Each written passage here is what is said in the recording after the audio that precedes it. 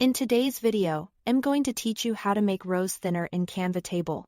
If your table looks a little too spacious or you want a cleaner, more compact layout, there are two simple ways to tighten things up. Manually dragging the row borders, or letting Canva size the rows to fit the content. I'll walk you through both so you can pick what works best for your design. First, open your design in Canva so you can see the table you want to edit. Click once on the table to select it. You'll know it's selected when you see the bounding box and the table's toolbar options appear. Now, to manually thin a row, move your cursor inside the table and hover right over the faint horizontal line at the bottom edge of the row you want to change.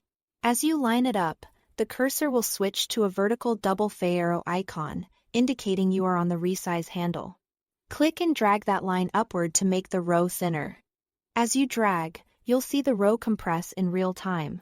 This approach is great when you want precise control over individual rows or you are creating a staggered layout with different heights.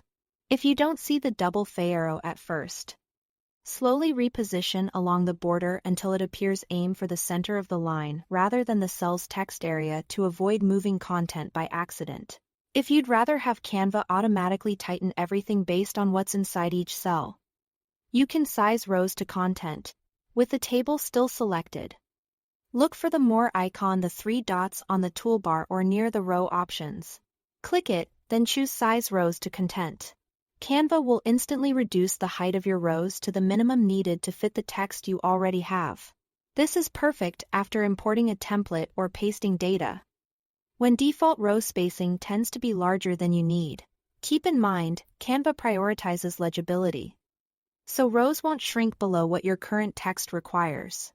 If one row has a longer line or a larger font, that row will remain taller than others, which is expected behavior. Both methods work well together. Use Size Rows to Content for a quick reset. Then fine-tune specific rows with a short manual drag where you want extra precision. That's all there is to it. Thanks for watching.